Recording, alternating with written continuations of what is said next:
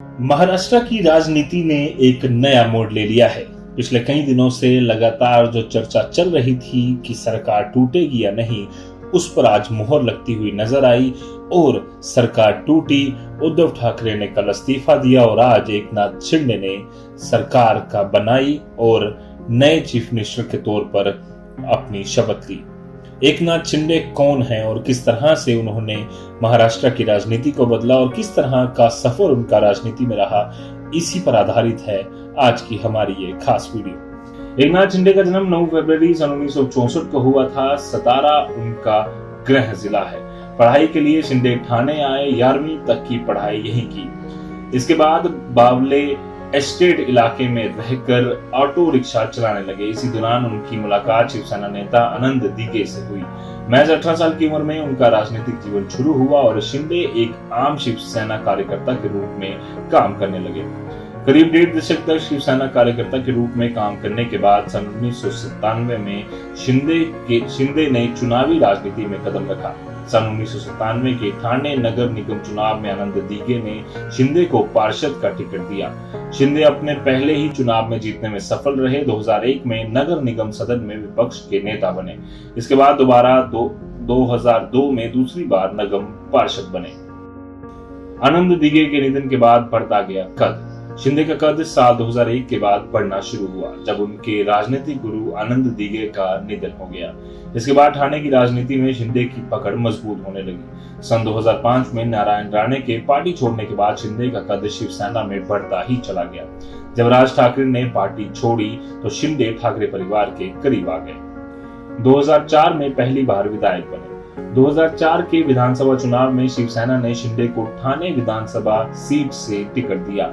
यहाँ भी शिंदे को जीत मिली। उन्होंने कांग्रेस के मनोज शिंदे को 37,000 से अधिक वोटों से मात दी। इसके बाद 2009, 2014 और 2019 में शिंदे ठाणे जिले के कोपरी पचपाखड़ी सीट से जीतकर विधानसभा पहुंचे। देवेंद्र फडणवीस सरकार में शिंदे राज्य के लोक निर्माण मंत्री रहे। लगे थे भावी मुख्यमंत्री के पोस्टर।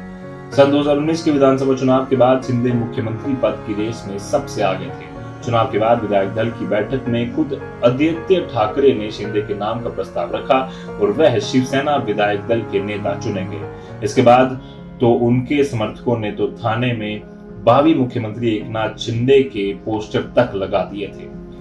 हालांकि कांग्रेस और एनसीपी के दबाव में उद्धव ठाकरे का नाम आगे आया। इसके बाद शिंदे बैकफुट पर आ गए। उद्धव सरकार में शिंदे राज्य के शहरी विकास मंत्री होने के साथ थाने जिले के प्रभारी मंत्री भी हैं। कहा जाता है कि शिंदे कांग्रेस और एनसीपी के साथ गठबंधन से खुश नहीं थे। इसके बाद उनके और उद्धव ठाकरे के बीच दूरियां बढ़ने लगी।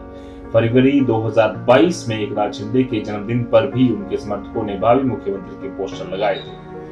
हादसे में 2 बच्चों को खोया था।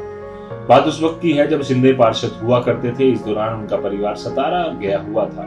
यहाँ एक हादसे में उन्होंने अपने 11 साल के बेटे दीपेश और 7 साल की बेटी शुभदा को खो दिया था। बोटिंग करते हुए एक्सीडेंट हुआ और शिंदे के दोनों बच्चे उनकी आंखों के सामने डूब गए थे। उस वक्त शिंदे के दूसरे बेटे श्रीकांत सिर्फ 13 साल के थे। श्रीकांत वक्त कल्याण लोकसभा सीट से शिवसेना सांसद हैं। इस घटना के बाद शिंदे काफी टूट गए थे। उन्होंने राजनीति तक से किनारा कर लिया था। इस दौर में भी आनंद दिघे ने उन्हें संभाल लिया और सार्वजनिक जीवन में फिर से लेकर आए। 11 करोड़ की संपत्ति, 18 केस भी चल रहे हैं।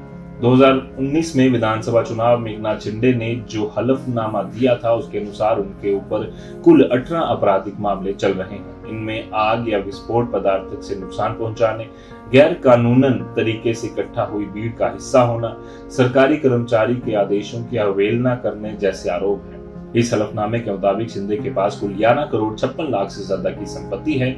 इसमें 2.10 करोड़ से ज्यादा की चल और 9.45 करोड़ से ज्यादा की अचल संपत्ति घोषित की गई थी। 6 कारें और 1 टेम्पो भी है शिंदे के पास।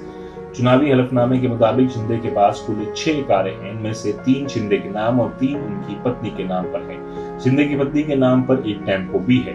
शिंदे की 6 कार के जखीरे में 2 इनोवा, 2 स्कॉर्पियो, 1 बोलेरो और 1 महिंद्रा अमर्टा है। शिंदे के पास 1 पिस्टल और 1 रिवॉल्वर भी है। कॉन्ट्रैक्टर हैं शिंदे और उनकी पत्नी। चुनावी हलफनामे में शिंदे ने खुद को कॉन्ट्रैक्टर और बिजनेसमैन बताया है। उनकी पत्नी कंस्ट्रक्शन का काम करती है। शिंदे ने विधायक के तौर पर मिलने वाली सैलरी, घरों से आने वाले किराए और इंटरेस्ट से होने वाली कमाई को अपनी आय का स्रोत बताया था।